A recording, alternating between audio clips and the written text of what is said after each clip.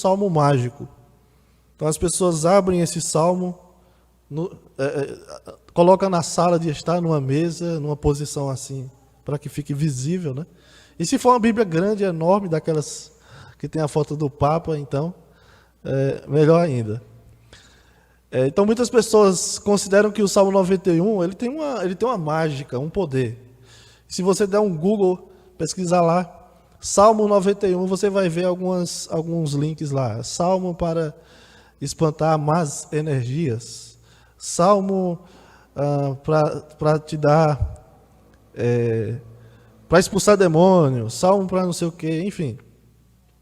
As pessoas usam o Salmo 91 como se ele fosse poderoso por si só, né? Como se abri-lo e deixar aberto em casa irá fazer algum milagre. Outras pessoas também usam o Salmo 91 como se as promessas dele,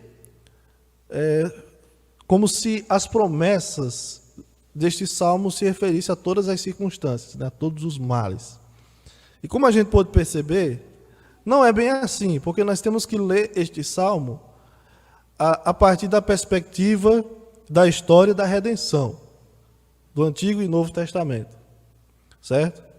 Então, por exemplo, o Salmo 91, ele diz que nenhum mal vai sobrevir a nós, que vai cair 10.000 ao teu lado, 1.000 ao teu lado, 10.000 à tua direita, e você não vai ser atingido. Então, isso significa que o crente não vai ser atingido? Não necessariamente, certo?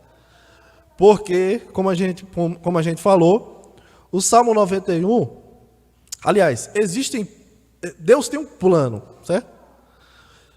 A premissa geral é, Deus cuida dos seus e Deus vai proteger. Mas tem um porém.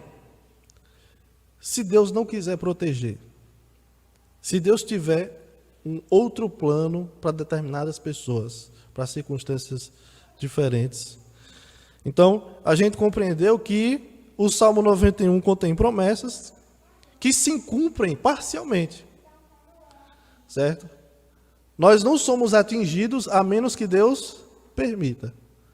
Mas é um salmo que também aponta para uma realidade futura, onde nenhum mal nos sobrevirá, que nada vai nos atingir, nos matar, né? E seremos vitoriosos em Deus. Hoje nós vamos finalizar, né, a exposição deste salmo, que nós separamos em 3 partes. A primeira parte foi do versículo 1 a 2, mostrando para quem é esse salmo. O Salmo 91 não é para todas as pessoas, certo? Eu sinto muito de dizer, mas esse salmo não se aplica a todas as pessoas. As bênçãos desse salmo se aplicam àqueles que habitam no esconderijo do Altíssimo e descansam à sombra do Onipotente. Aí o versículo vai dizer que essa pessoa que habita no esconderijo do Altíssimo e descansa à sombra do Onipotente pode dizer ao Senhor: Tu és o meu Deus, meu refúgio, meu baluarte, o Deus em quem eu confio. Então não é todo mundo que pode dizer: Deus é o meu refúgio e fortaleza, socorro bem presente nas tribulações. Não é todo mundo que pode dizer isso. Somente aqueles que buscam refúgio no Senhor e encontram em Deus um local seguro, um abrigo protegido, que nada vai nos abalar. Isso é o versículo 1 e 2, como a gente percebeu. Na semana atrasada a gente falou sobre algumas bênçãos desse salmo, né? Que são as bênçãos para aqueles que se refugiam no Senhor, como livramento, né? Que mais? Vocês lembram? A gente falou de livramento, preservação. O que mais? Vocês lembram? Segurança e também de triunfo, né, diante do Senhor. Então, nós já lemos o versículo 9 ao 16 com o irmão Joseano, e nós vamos continuar lendo à medida que a gente vai expondo essa passagem. Mas antes vamos orar e pedir a Deus que esteja nos direcionando aqui. Senhor Deus, querido Pai, nós suplicamos ao Senhor a tua ajuda, o teu auxílio, para que nós possamos, Deus, compreender o ensino da Tua Palavra. E ao ouvir, Deus, ao ouvir Tua voz, que nós estejamos dispostos a viver, a praticar, a confiar no Senhor. É o que nós te pedimos em nome do Senhor Jesus. Amém.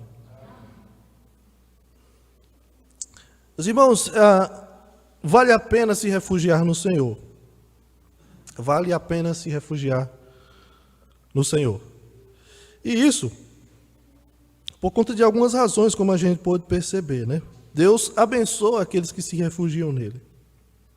E do versículo 9 ao versículo 16, que a gente já leu, o autor deste salmo, o salmista, vai nos apresentar mais bênçãos, privilégios, benefícios de ter Deus como nosso refúgio.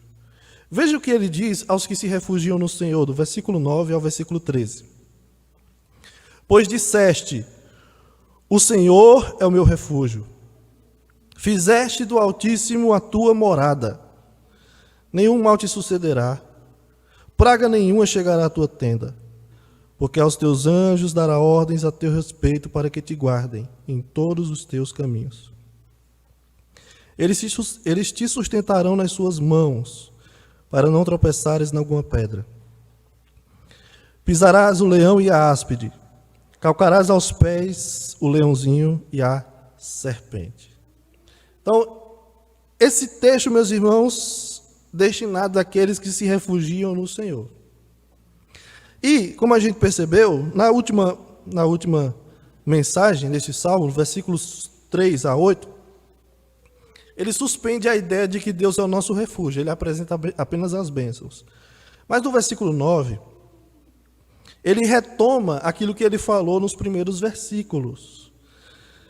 Né? Aqueles que têm Deus como seu esconderijo e lugar de descanso podem dizer com confiança, Deus é o meu Deus, é o meu refúgio, é um lugar de descanso, e eu posso dizer com confiança isso.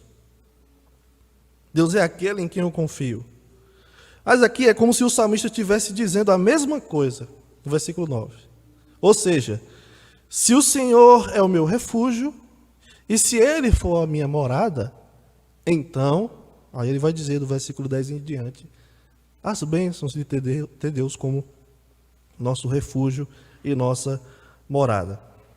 Agora, observe a beleza desse versículo 9. Ele é um versículo muito bonito. E nós temos aqui um paralelismo bem interessante. E como eu já falei algumas vezes aqui para os irmãos, o paralelismo, basicamente, é uma composição poética, né? Tem dois versos. E há vários tipos de paralelismo. No geral, os paralelismos, eles repetem a ideia. O paralelismo ele repete a ideia. No primeiro verso ele dá uma declaração, no segundo ele diz a mesma coisa com outras palavras, com a ideia de enfatizar aquilo que está sendo dito. Então ele diz, no versículo 9, pois disseste, o Senhor é o meu refúgio. Aí ele vai dizer na segunda linha, fizeste do Altíssimo a tua morada. Então vamos fazer um exercício aqui dessas duas linhas. Pois disseste, está combinando com qual palavra da frase seguinte? Disseste, fizeste. Esse foi o mais fácil. Agora, o Senhor combina com qual palavra da segunda frase? Altíssimo. E meu refúgio, tua morada. Eu acho isso lindo. Porque o salmista está nos explicando o que ele está dizendo. Ele amplia o significado na segunda linha. Ele diz que o Senhor, Jeová, é o Altíssimo, aquele que tem um domínio sobre todas as coisas, o Rei. E Ele é o nosso refúgio ou morada. Morada. Um lugar de habitação seguro. E dizer que Deus é o meu refúgio é fazer dele a minha morada, a minha habitação segura. Pois como a gente viu, um refúgio é um lugar de abrigo, né? Como se fosse pode ser uma caverna, né? Onde as pessoas vão se esconder da chuva, do sol escaldante, do frio, enfim. E, e aquele que pode dizer que tem Deus como seu refúgio, tem um lugar seguro, um esconderijo que realmente protege e um lugar onde nós podemos descansar. Quem se refugia em Deus não tem medo da goteira, não tem medo de desabar o teto, porque Deus é uma habitação segura. E Deus concede para nós, os seus filhos que se refugiam nele, proteção contra o mal. Versículo 10 ele diz: nenhum mal te sucederá, praga nenhuma chegará à tua tenda. Olha só, ele diz no versículo 9: pois disseste, o Senhor é o meu refúgio, e fizeste do Altíssimo a tua morada. Aí ele está dando agora as bênçãos, né, os privilégios que Deus nos concede por fazer dele o nosso refúgio. Eu acho que a NVI vai dizer o seguinte, se eu não me engano, algo assim: porque disseste, o Senhor é o meu refúgio, e fizeste dele a tua morada, então, aí veio o versículo 10, então, nenhum mal te sucederá, praga nenhuma chegará à tua tenda. Mais um paralelismo. Nenhum combina com nenhum. Mal combina com praga. E chegará à tua tenda, né? Te sucederá. Uma vez que Deus é um abrigo seguro, nada pode nos atingir. Ele é o esconderijo. E aqueles que vivem sob a dependência de Deus podem contar com seu socorro quando o mal aparecer. E ele fala que nenhum mal sucederá, isto é, nós nunca seremos atingidos. E essa proteção de Deus, que é garantida aqui pelo Salmo, é uma proteção que Deus faz, Ele mesmo, né? Ele protege, mas também Ele faz por meio de seus mensageiros, os anjos.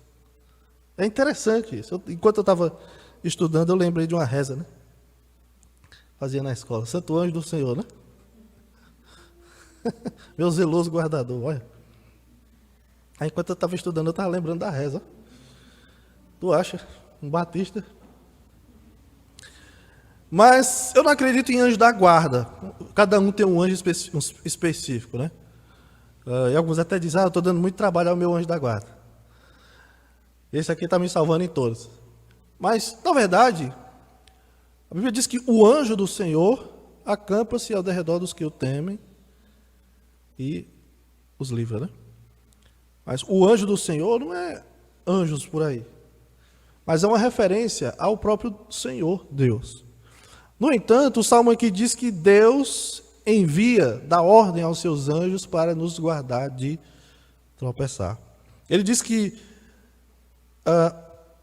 nenhum mal atinge os filhos de Deus, porque Deus dá ordem aos seus anjos a fim de nos guardar em todos os nossos caminhos. Quer dizer, em todo o nosso percurso, Deus envia anjos para nos guardar. Segundo, os anjos seguram as nossas mãos para não tropeçar. É o que diz o versículo 12. Sustenta, segura em nossas mãos para não tropeçar em alguma pedra. E é interessante porque o autor de Hebreus, que nós não sabemos quem é, ele diz algo parecido. Ele diz que, lá no capítulo 1, versículo 14 de Hebreus, ele vai dizer que Deus envia os anjos, que são seres ministradores, ou ministros, a serviço daqueles que herdam a salvação. Quer dizer, os crentes. Deus envia seus anjos para servir aos crentes. Isso significa, irmãos, que em algumas situações, algo não aconteceu porque Deus enviou seus anjos para nos guardar de tropeçar. E os anjos seguraram em nossas mãos, e a gente nem sentiu.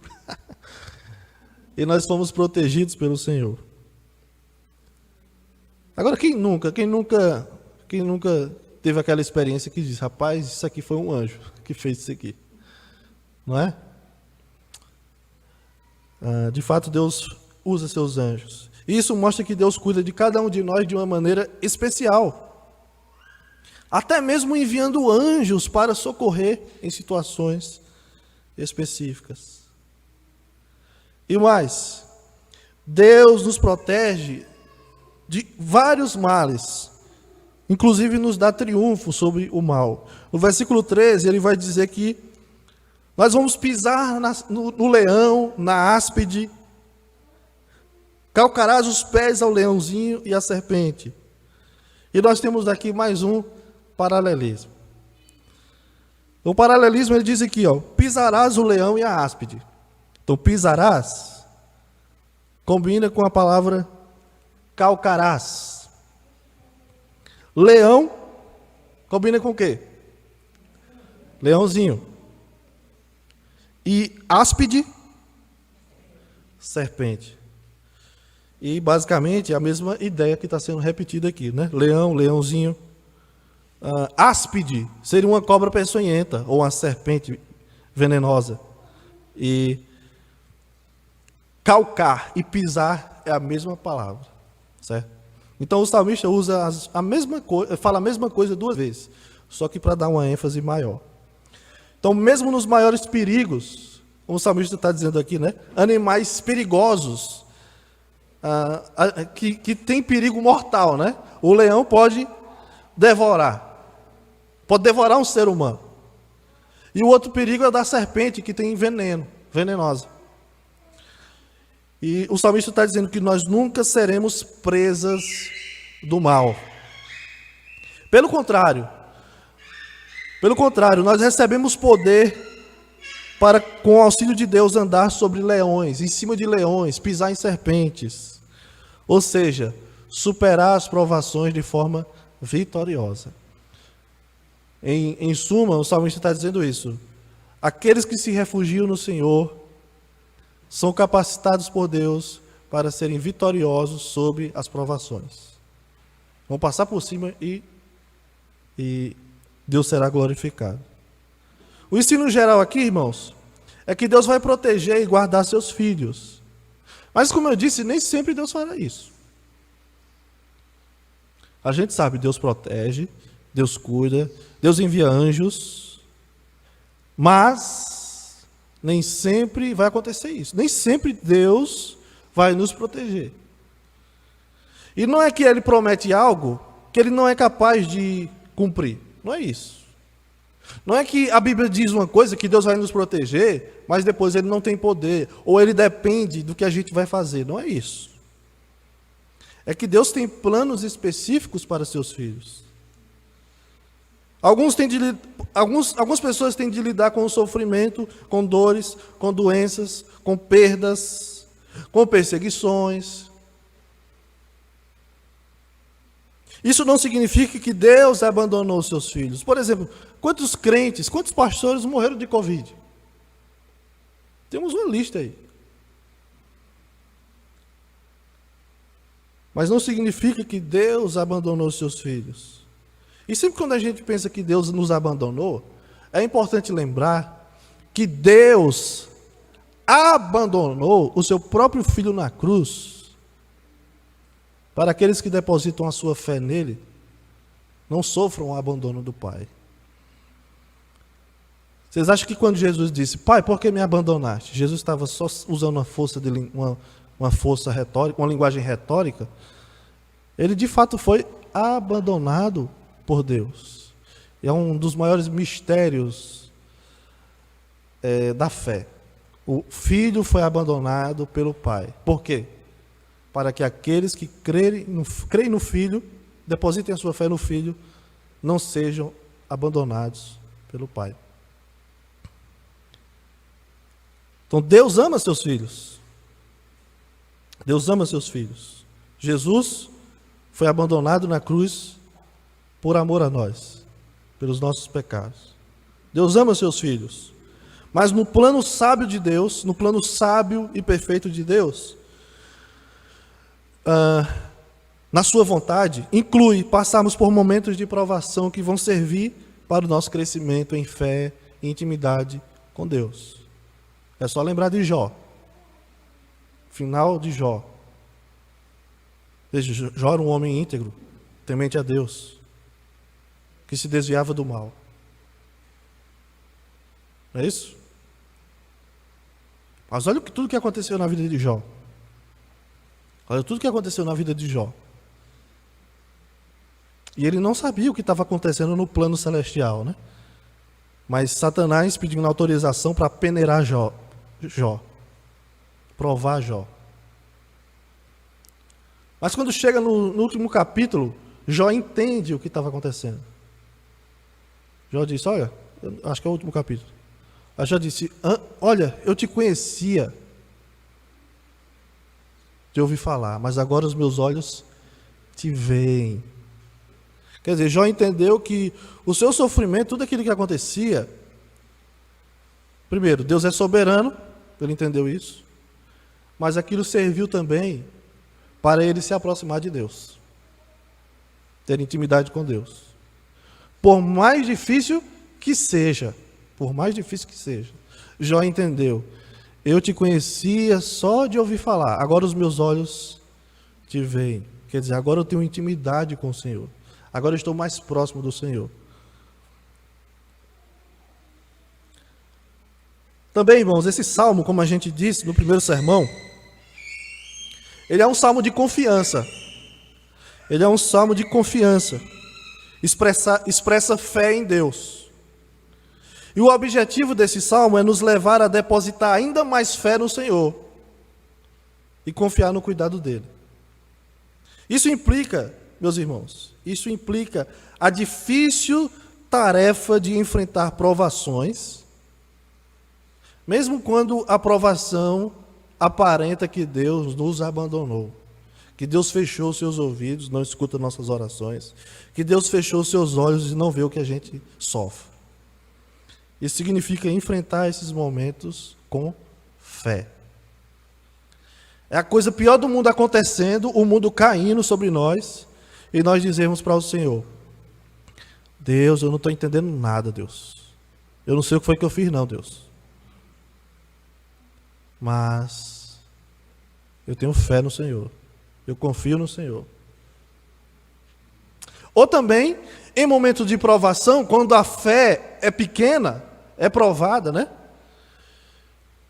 E a oportunidade de crescer um pouco mais, como diz a música, e você diz, Deus, aumenta a minha fé para que, diante do sofrimento, eu continue vendo quem o Senhor é de fato, e não confie nos meus instintos, nas minhas emoções, e queira deixar o Senhor.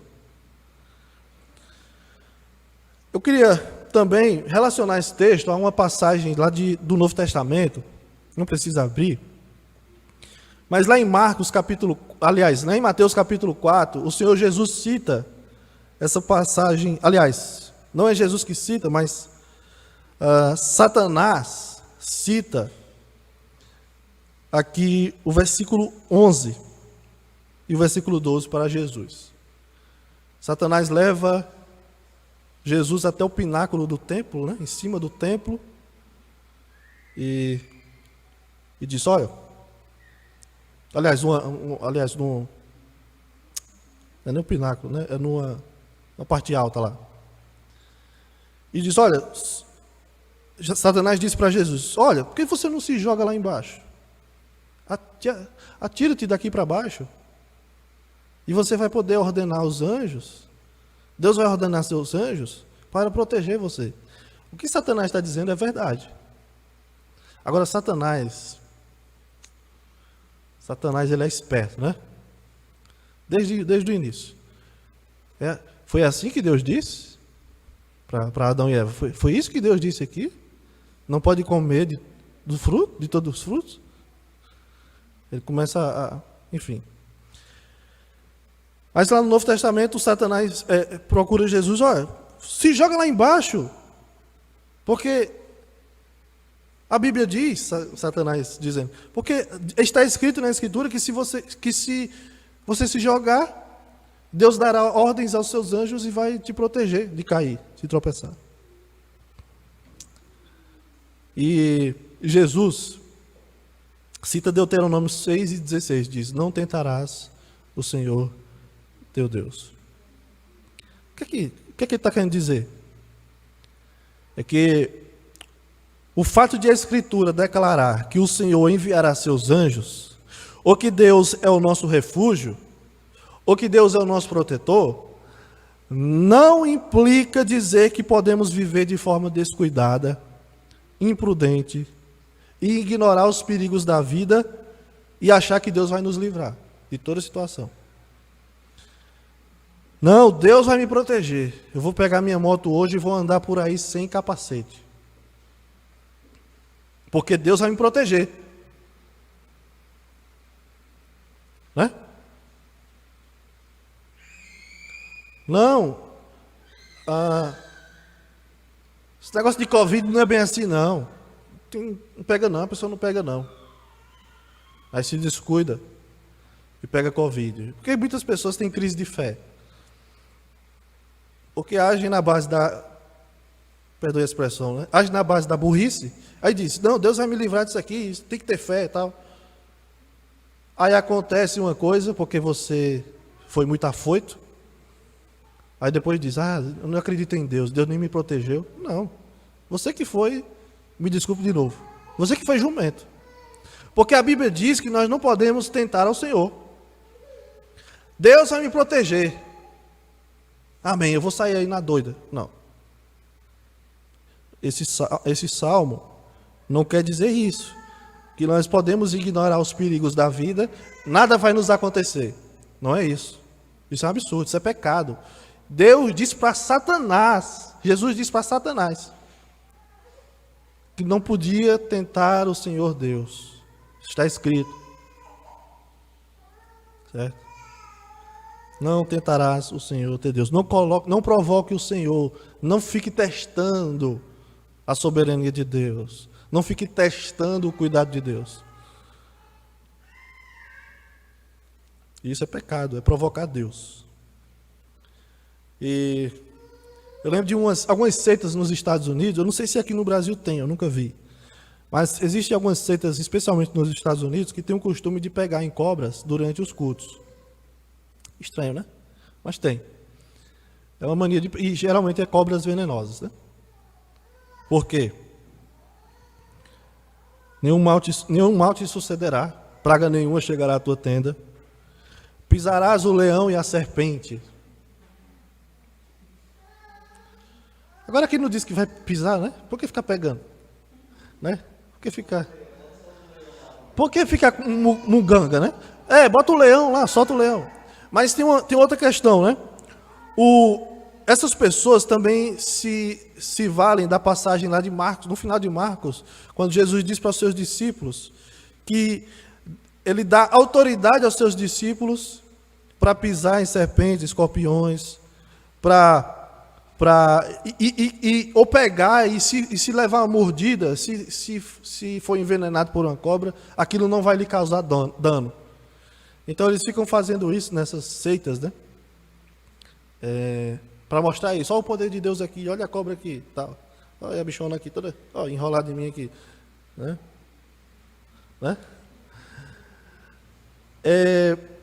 E teve uma igreja lá, aliás, teve vários casos já, mas tem uma igreja lá em, acho que é Kentucky, chama. Enfim, meu inglês é incrível. Mas uma igreja de um pastor chamado Jamie Kutz. E lá tinha essa prática, né? Eu não sei se ainda existe essa igreja. Mas ele foi picado por uma cobra e se recusou a ir no hospital. Por quê? Deus cura. Deus preserva. Jesus deu autoridade. Você já está curado em nome de Jesus. Já viu alguém dizer assim? A pessoa morrendo de dor, doente. Não, já está curado em nome de Jesus. Crente batista regular falando isso. Já viu? Então, tem. Já ouvi aqui. Não, isso já está curado. Esteja curado. Esteja. Mas a pessoa está sentindo dor, morrendo de dor. Já viu isso? Pronto. É uma igreja universal, a igreja internacional da graça, na igreja mundial. O que mais? Na igreja tabernáculo da fé. O que mais? Quantas igrejas dessa daí não pentecostais? Eles provocam o Senhor. E uma pessoa está doente e ele diz, não, já está curado. Isso é tomar posse da bênção. Que eles chamam. Aí o cabo foi picado por uma cobra, o pastor, e ele disse, não vou para o hospital não, Deus cura. Mas horas depois ele morreu em casa. E não é para rir, tá?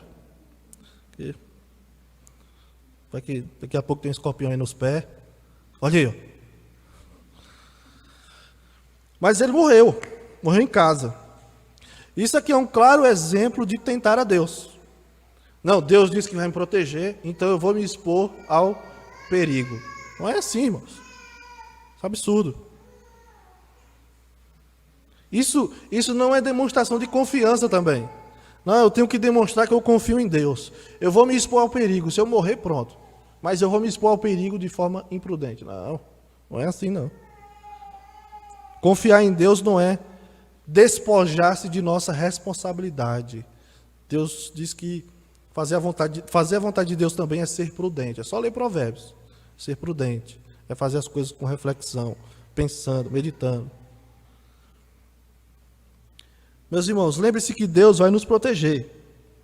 E até vai enviar anjos para isso. E quantas vezes isso não já aconteceu, né? Mas nós devemos ser submissos sempre à vontade de Deus. Deus tem planos específicos para cada um de nós. Então, vamos ser submissos à vontade de Deus. No versículos 14 a 16, também, o salmista fala sobre as bênçãos de nós nos apegarmos ao Senhor. Olha o que diz o versículo 14. Versículo 14. Porque a mim se apegou com amor, eu o livrarei. Poluei a salvo, porque conhece o meu nome.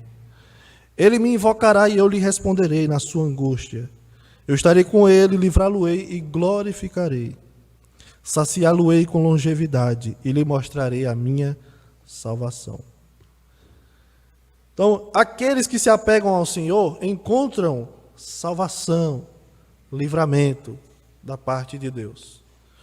É o que diz aqui o paralelismo do versículo 14. Como essa igreja é fera em paralelismo hebraico, não é em todo canto que tem igreja assim que sabe de paralelismo não, viu? Não é em todo canto. Se você for em algum lugar aí, eles vão achar ruim, viu? É para dar glória a Deus, não é para falar em paralelismo não. Mas ó, versículo 14 tem 2 versos. Porque a mim se apegou com amor, eu o livrarei, e poluei a salvo, porque conhece o meu nome. Então, a frase, a mim se apegou com amor, é paralela a conhece o meu nome. Então, uma frase complementa a outra. Diz a mesma coisa, mas com a ênfase um pouco maior. Então, um acréscimo aqui. Então, se apegar com amor ao Senhor, é o quê? Conhecer o seu nome. É intimidade, proximidade. É se apegar a Deus. Cada esforço para conhecer a Deus é um esforço a menos que eu tenho de fazer para procurar segurança para mim. Pois quem se apega ao Senhor encontra verdadeira segurança. E especialmente aqui encontra livramento, salvação. Eu o livrarei, poluei a salvo. Então, cada esforço que a gente faz para conhecer o Senhor, para se aproximar do Senhor, para se apegar ao Senhor, é um esforço a menos que eu tenho que fazer para encontrar a minha própria segurança. Está entendendo?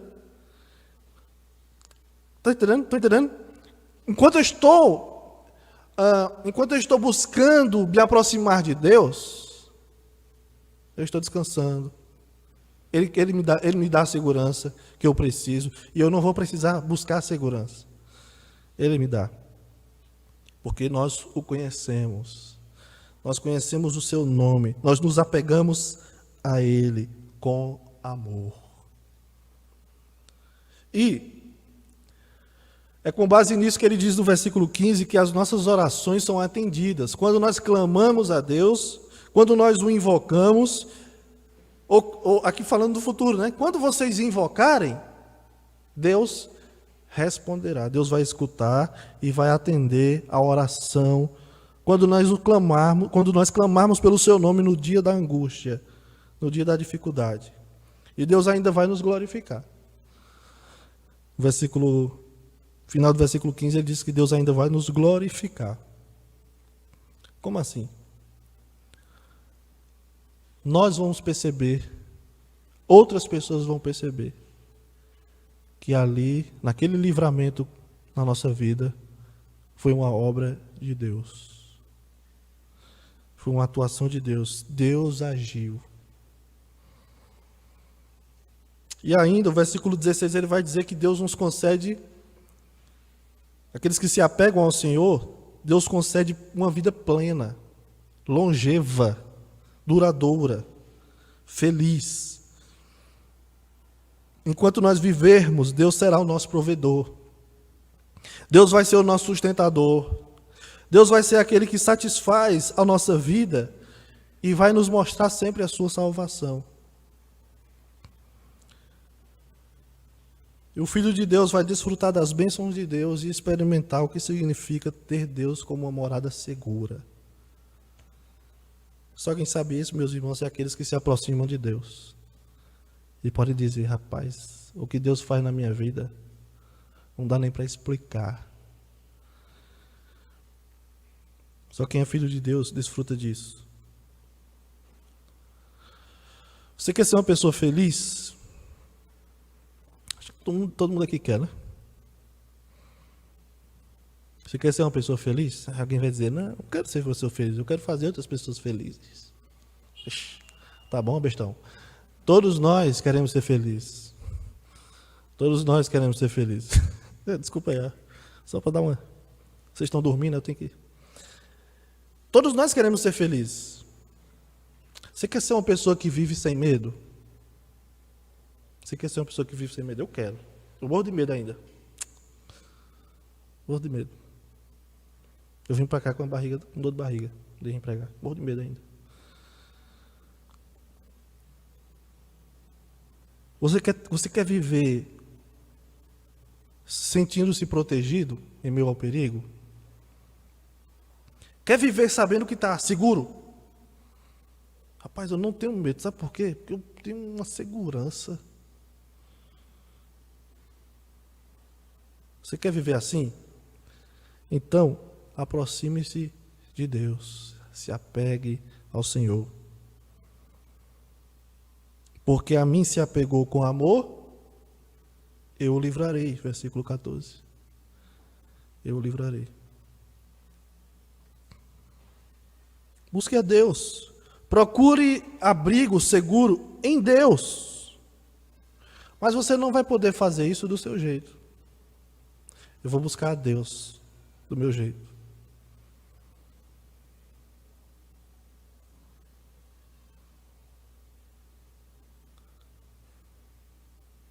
Você vai ter que buscar a Deus por meio de Jesus. Por meio do Evangelho. Não dá para dizer, não, eu quero me aproximar de Deus, ser uma pessoa mais próxima de Deus. Como é que você vai fazer isso? Não tem como, não tem como. É uma tarefa impossível, a menos que seja por meio de Jesus Cristo. Mediador entre Deus e os homens. É olhar para a cruz de Cristo e dizer, Ele morreu pelos meus pecados. Eu sou um pecador e Ele morreu pelos meus pecados. Ele é justo. Eu sou injusto. Ele morreu para me justificar diante de Deus. Então eu quero ter esse relacionamento com Deus por meio de Jesus. Eu creio nisso. Eu quero ser uma pessoa feliz, eu quero ser uma pessoa que vive sem medo, eu quero ser uma pessoa protegida por Deus. Mas você só vai poder ter essas bênçãos se você olhar para Jesus. Reconhecer seus pecados. Reconhecer que precisa de salvação em Jesus. E aí Jesus nos aproxima de Deus. Ele veio para nos reconciliar com Deus. Então não é todo mundo que pode sair por aí dizendo, eu sou filho de Deus, Deus me protege, Deus é meu refúgio. Não é qualquer pessoa que pode sair por aí abrindo o Salmo 91 e dizendo que aquilo ali é para você. Não é. Só é para aqueles que se aproximam de Deus, mas só é possível se aproximar de Deus por meio de Jesus. Essa é a história da redenção, do início ao fim da Bíblia. O povo de Deus só se aproxima de Deus por causa do sacrifício do Cordeiro. Agora, você também não pode ser o tipo de pessoa que espera Deus livrar do perigo, espera que Deus vai livrar você do perigo, mas você não é uma pessoa de oração, por exemplo. Olha, eu espero que Deus me livre. Eu não oro não, sabe? Mas eu espero que... Eu não sou uma pessoa muito de orar, de ler a Bíblia, mas eu espero que Deus me livre sempre do meu perigo. Ora, não espere que Deus vai livrar do perigo se você não é uma pessoa de oração. Eu não estou dizendo que Deus só vai nos livrar do perigo quando a gente ora. Quantas vezes nós passamos por períodos de uma vida assim, uma piedade frágil, com pouca oração, com pouca leitura bíblica, mas Deus nos livra. Quantas vezes não acontece? Acontece. Mas você não pode ser o tipo de pessoa que diz: eu não tenho um relacionamento muito próximo com Deus através da oração, mas Ele vai sempre me livrar, vai sempre me livrar. Não espere isso. Por quê? Deus usa a oração como um instrumento para a salvação. Eita, anota. Senão vou esquecer. Deus usa... Eu disse o quê? Esqueci. Deus usa a oração como um instrumento para a salvação. Que salvação? Falando de livramento do perigo. Ele diz aqui no versículo 15: Ele me invocará e eu lhe responderei. Aqui é Deus dizendo isso. Ele me invocará e eu lhe responderei. Na sua angústia eu estarei com ele. Olha que lindo, irmãos. Deus estará conosco na angústia quando clamarmos, quando invocarmos o seu nome. Pronto, tem uma coisa que é certa. Os filhos de Deus sofrem demais. É gente também. Crentes sofrem também. Agora o crente ele pode orar tendo a certeza de que a presença de Deus está ali. E a presença de Deus não é, como eu já disse, né? A presença de Deus não é assim: eita, Deus está aqui. Eita, eu senti. Não é isso. Eu sinto muito, mas não é isso. Algumas pessoas diminuem a atuação do Espírito a experiências, né? A experiências assim. Eu senti um toque aqui, foi o Espírito Santo fazendo assim. Não. Bem aqui, o Espírito, não é isso. A atuação do Espírito Santo, a presença do Espírito Santo, ela nos conduz com encorajamento, né? Ânimo em meio à adversidade. Ou, pronto, quando você sente um beliscão, pode ser o Espírito, né? Está errado, rapaz. É o Espírito Santo movimentando nossa mente. Então, quando a gente ora, um momento de angústia, de tristeza, nós podemos contar com a atuação de Deus e Ele. O versículo 15 está dizendo: eu estarei com Ele, livrá-lo-ei, eu o glorificarei. Então você não pode ser o tipo de pessoa que espera que Deus vai te socorrer, mas não ora por isso também. Pastor, está tão difícil, às vezes eu não consigo nem orar. Eu não consigo nem dizer as palavras. Peça socorro. Não a irmã Coca, né? Peça socorro. Deus, me socorre. Eu não sei dizer as palavras, Deus. Eu não estou entendendo nada, Deus. A mente está bagunçada. Me socorre, Deus. Aí, a promessa é o seguinte: Ele me invocará, eu lhe responderei. Na sua angústia, eu estarei com Ele. Olha que lindo, irmãos. Esse encorajamento. Então, o clamor é o principal meio que Deus usa para socorrer seus filhos, seu povo. Em meio ao perigo, em meio à preocupação, em meio à angústia, às incertezas, nós podemos clamar ao Senhor e Ele estará conosco. Eu podia terminar por aqui, mas tem só mais um parágrafo. Quer ter uma vida plena e feliz? Sim ou não? Quer ter uma vida plena? Eu quero ter uma vida plena, feliz, satisfeita. Sim, um relacionamento com Deus incrível. Ele diz aqui: habite no esconderijo do Altíssimo, descanse à sombra do Onipotente, faça morada no guarda de Israel. Em Deus nós encontramos abrigo, socorro diante das tribulações. Haverá perigos, irmãos. A vida é muito incerta, a gente não sabe o que vai acontecer amanhã, a gente não sabe o que vai acontecer daqui a 20 minutos, irmãos. E eu tenho que ter até cuidado do que eu estou dizendo aqui, já estou ficando com medo.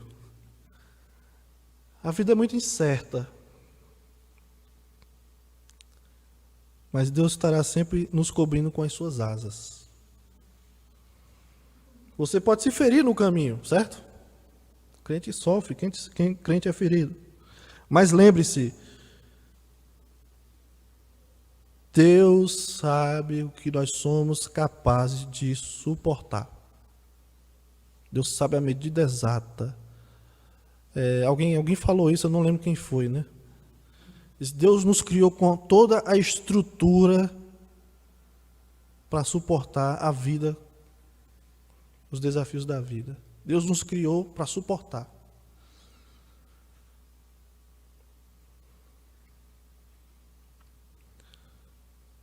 Lembre-se, meus irmãos, nós podemos suportar. Não deixe de confiar no Senhor.